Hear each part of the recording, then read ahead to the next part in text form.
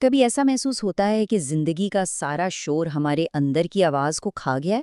ہم سب کہیں نہ کہیں اس گہرے اور سچے سکون کی تلاش میں ہیں، ایک ایسی شانتی جو حالات کے اتار چڑھاؤ سے متاثر نہ ہو۔ تو آج ہم اسی حکمت کو سمجھنے کی کوشش کریں گے جو ہمیں حقیقی اندرونی سکون کا راستہ دکھاتی ہے۔ یہ ایک ایسا سوال ہے جو شاید ہم سب خود سے پوچھتے ہیں۔ اس روز کی بھاگ دوڑ، یہ پریشانیاں، یہ جھگڑے، ان سب کے بیچ میں کیا واقعی سکون مل سکتا ہے یا یہ صرف ایک خیال ہی ہے؟ چلیں دیکھتے ہیں کہ اس کا جواب کیا ہے۔ عام طور پر ہم کیا سوچتے ہیں کہ مسائل کا حل بولنے میں ہے، اپنی بات سمجھانے میں ہے، بحث کرنے میں ہے۔ لیکن کیا ہو اگر اصل طاقت اس کے بالکل الٹ ہو، یعنی خاموشی میں؟ یہ بات ہمیں ایک حیران کن سچائی بتاتی ہے کہ امن کا سفر دراصل ایک لفظ کہے بغیر شروع ہو سکتا ہے۔ اب یہ سننے میں شاید تھوڑا عجیب لگے، لیکن اس کی طاقت ایک بہت ہی سادہ سی روزمرہ کی کہانی میں چھپی ہے۔ آئیے ایک ایسی کہانی سنتے ہیں جو نہ صرف دلچسپ ہے بلکہ یہ بھی بتاتی ہے کہ کیسے خاموشی جھگڑوں کو ختم کرنے کا سب سے بڑا ہتھیار بن سکتی ہے۔ ذرا تصور کریں ایک گھر کا جہاں روزانہ جھگڑے اور تناؤ کا ماحول ہے۔ یہ کہانی ہے ماسی شریفہ کی، ایک ایسی خاتون جو اپنی بہوؤں سے روز روز کی لڑائیوں سے اتنی تنگ آ گئی تھیں کہ اب وہ کسی جادوئی حل کی تلاش میں تھیں۔ تو انہوں نے ایک بزرگ سے جا کر ایک تعویذ مانگا۔ ان کا خیال تھا کہ کوئی ایسا تعویذ مل جائے جس سے ان کی بہوئیں ان کے قابو میں آ جائیں، ان کی ہر بات ماننے لگیں۔ اور یہاں آتا ہے کہانی کا سب سے دلچسپ حصہ۔ انہیں جو جادوئی تعویذ دیا گیا تھا وہ دراصل کوئی جادو نہیں تھا بلکہ خالص حکمت تھی۔ ہدایت بہت سادہ تھی، جیسے ہی گھر میں لڑائی کا ماحول بنے بس اس کاغذ کو اپنے دانتوں کے بیچ مضبوطی سے دبا لینا ہے، اور سب سے ضروری بات، اسے گرنے نہیں دینا ہے۔ اور نتیجہ؟ صرف ایک ہفتے بعد ماسی شریفہ خوشی خوشی واپس آئیں اور کہنے لگیں کہ تعویذ نے تو کمال کر دیا، میرے گھر کی تو لڑائیاں ہی ختم ہو گئی ہیں۔ لیکن کیا یہ سچ میں تعویذ کا کمال تھا؟ تو اصل بات یہ ہے کہ جادو تعویذ میں نہیں، اس خاموشی میں تھا جو تعویذ کی وجہ سے آئی۔ جب وہ بول ہی نہیں پاتی تھیں تو جھگڑا آگے کیسے بڑھتا؟ بات وہیں ختم ہو جاتی تھی۔ اور یہی سبق ہم سب کے رشتوں کے لیے ہے۔ خاموشی کی یہ طاقت صرف ساس بہو کے رشتوں تک ہی نہیں ہے۔ اب دیکھتے ہیں کہ یہی اصول زندگی کے سب سے اہم رشتے یعنی میاں بیوی کے تعلق میں کیسے امن اور محبت لا سکتا ہے۔ یہاں ایک بہت ہی آسان لیکن انتہائی طاقتور فارمولا بتایا گیا ہے۔ وہ یہ کہ اگر ایک ساتھی غصے میں ہے، آگ بھگولا ہو رہا ہے، تو دوسرے کو بھی آگ پر تیل ڈالنے کے بجائے ٹھنڈا پانی بن جانا چاہیے۔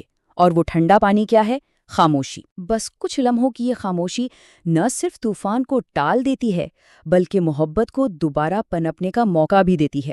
چلیں اب بات کرتے ہیں عبادت کی ایک ایسی قسم کی، ایک ایسی خدمت کی جسے تمام دوسری عبادات پر فوقیت حاصل ہے۔ ماں کے مقام کی عظمت کا اندازہ نبی اکرم صلی اللہ علیہ وسلم کی اس ایک خواہش سے لگایا جا سکتا ہے۔ آپ نے فرمایا کہ اگر میں فرض نماز میں کھڑا ہوتا، یعنی اللہ سے بات کر رہا ہوتا، اور میری ماں مجھے پکار لیتی تو میں نماز توڑ کر پہلے ان کی بات سنتا۔ ایک بہت ہی حیرت انگیز واقعہ ملتا ہے جب نبی اکرم صلی اللہ علیہ وسلم نے اپنے دو سب سے قریبی ساتھیوں حضرت عمر اور حضرت علی سے کہا کہ وہ اویس قرنی نامی ایک شخص کو تلاش کریں۔ اب یہاں سوال یہ پیدا ہوتا ہے کہ آخر ایک عام سے چرواہے میں ایسی کیا خاص بات تھی کہ اسلام کی دو عظیم ترین شخصیات کو حکم دیا جا رہا تھا کہ اس کے پاس جاؤ اور اس سے اپنے لیے دعا کرواؤ؟ اور جواب اتنا سادہ اور اتنا گہرا ہے کہ انسان حیران رہ جاتا ہے۔ ان کا اتنا بڑا مقام نہ تو کسی جہاد کی وجہ سے تھا، نہ بہت زیادہ روزے رکھنے کی وجہ سے، اور نہ ہی بہت زیادہ خیرات کرنے کی وجہ سے۔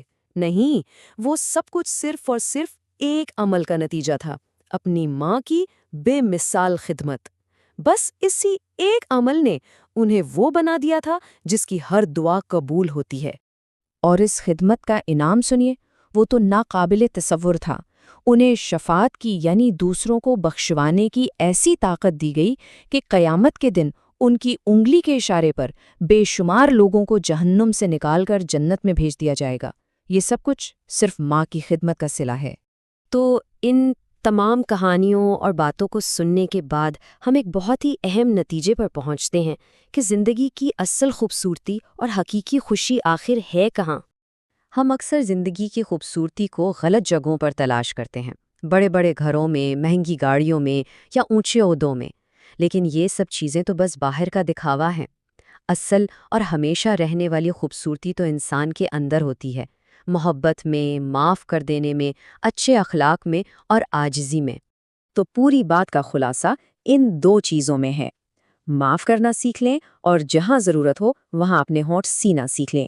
یقین جانیں، اس سے زیادہ خوشحال اور پرسکون زندگی کسی کی نہیں ہو سکتی۔